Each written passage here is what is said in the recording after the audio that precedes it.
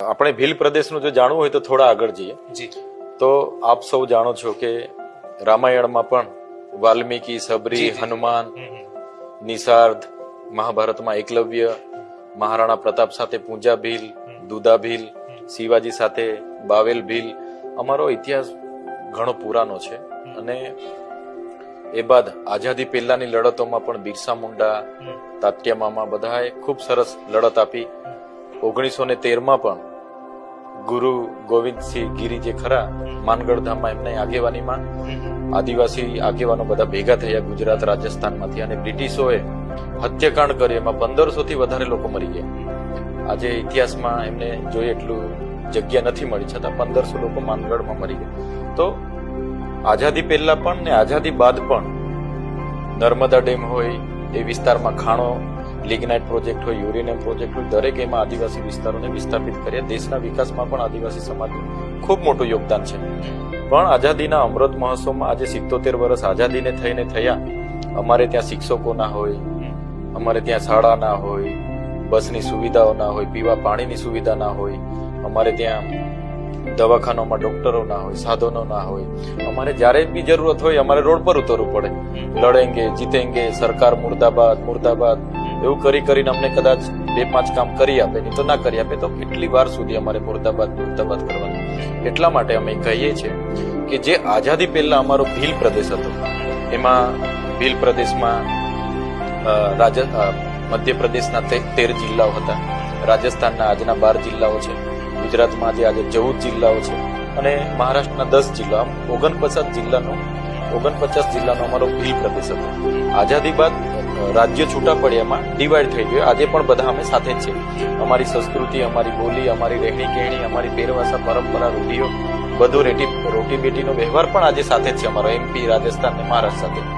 તો જે રીતના દેશમાં 28 રાજ્ય છે, 8 કેન્દ્ર શાસિત પ્રદેશ છે, એવી જ રીતના અમને ભીલોને અમારી જાતિ કે બોલી આધારિત અલગ ભીલ પ્રદેશ આપે તો શું છે, અમને બધાને આદિવાસી ભીલોને બધા સમજી શકે. ને અમારા મુખ્યમંત્રી હોય, અમારામાંથી મંત્રી તંત્રી હોય, અધિકારીઓ હોય તો બધું ડેવલપિંગ સારું થઈ શકે એ અમારો હેતુ છે.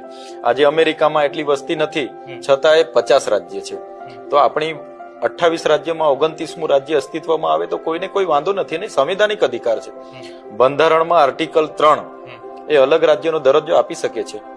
મંત્રી હોય, અમારામાંથી મંત્રી તંત્રી હોય, અધિકારીઓ હોય તો બધું ડેવલપિંગ સારું થઈ શકે એ અમારો હેતુ છે. આજે અમેરિકામાં એટલી વસ્તી નથી, છતાં એ 50 રાજ્ય છે. તો આપણી 28 રાજ્યમાં 29મું રાજ્ય અસ્તિત્વમાં આવે તો કોઈને કોઈ વાંધો નથી અને સંવિધાનિક અધિકાર છે. બંધારણમાં આર્ટિકલ 3 એ અલગ રાજ્યનો દરજ્જો આપી શકે છે. માન્ય રાષ્ટ્રપતિ એનો પ્રસ્તાવ મૂકે, એ પ્રસ્તાવ તમામ 4 રાજ્યોના વિધાનસભામાં આવે.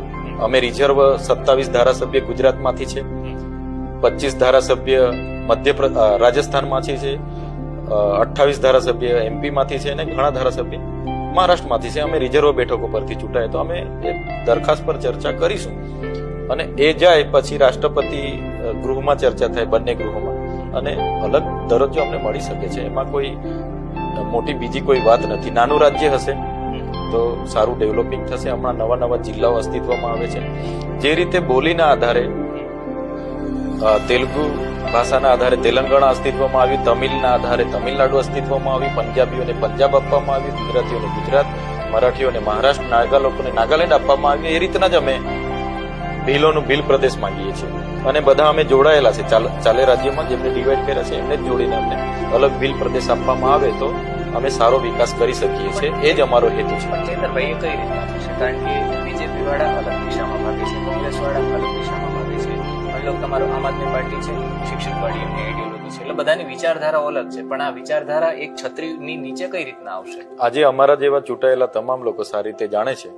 આજે જે ટ્રાઇબલ માટેની જે વિકાસની બજેટ આવે છે, NGO તો બીજા કોઈ નું છે, કોન્ટ્રાક્ટરો, એજન્સીઓ બીજા. આજે એકલવ્ય મોડલ શાળામાં જમવાનું આપવા વાળા પણ બહારના, ત્યાંનું કન્સ્ટ્રક્શનનું બહારનું. તો અમે એવું કહેવા માંગીએ છીએ કે ટ્રાઇબલ એડવાઇઝરી કમિટી, જે આદિવાસીઓના ડેવલપિંગ માટે જે કમિટી ગુજરાત સરકારમાં, એનો ચેરમેન પણ આજે આદિવાસી નથી, એમના ચેરમેન પણ મુખ્યમંત્રી છે. તો આદિવાસીઓને કોણ સમજશે? અમારી રહેણી કહેણી, સંસ્કૃતિ, બોલી, ભાષા, રિવાજો બીજા લોકો થોડા સમજવાના છે. તો અમને અલગ ભીલ પ્રદેશ આપે. આજે પણ અમે બધા ચારે રાજ્યના લોકો જોડાયેલા છે. આજે પણ અમે છૂટા નથી. આજે બી રોટી બેટીનો વ્યવહાર અમારા ચારે રાજ્યમાં છે. તો સેન્ટ્રલમાં અમારું કેવડિયા છે. કેવડિયાને અમે રાજધાની બનાવીશું. અમારું રાજ્ય બનશે તો એનું સારું ડેવલપિંગ થઈ શકશે. એટલા માટે જ અમે કહીએ છીએ કે વસ્તી તમે જોઈ લો. આજે અમારી ભીલ પ્રદેશમાં આજે એમપીમાં અમે 21% છે. આ જિલ્લાઓમાં ગુજરાતમાં અમે 14.8% છે. રાજસ્થાનમાં અમે 13.48% છે. મહારાષ્ટ્રમાં 9.35% છે. વસ્તી ગણતરી 2011 પ્રમાણે અમે 3 કરોડથી વધારે લોકો ભીલ લોકો ત્યાં જ છે આ પટ્ટામાં. તો એ જ બેલ્ટ અમને છૂટો પાડીને આપે તો અમે માનીએ છીએ કે આવનાર દિવસોમાં અમે સારો વિકાસ કરીશું અને લોકો હવે જાગેલા છે. હવે પાર્ટી ભાજપમાં, કોંગ્રેસ, બીટીપીમાં કે આમ આદમી પાર્ટી કે બાપ પાર્ટી નથી ચાલવાનું. સમાજ સાથે કોણ ઉભું રહે છે, સમાજની હિતોની વાતો કોણ કરે છે, એની સાથે સમાજ રહેવાનો છે. મજબૂરન ભાજપ હોય કે કોંગ્રેસ, એ લોકોએ પણ આ મુદ્દે સાથે આવવું પડશે. આજે મુહિમ અમે ઉપાડી છે. રાજસ્થાન, મધ્યપ્રદેશ, મહારાષ્ટ્ર, હું બધે જ વિસ્તારોમાં ફરું છું આ ભીલ પ્રદેશની માંગને લઈને. તો આવનાર દિવસોમાં દેશ લેવલે પણ જઈશું અમે.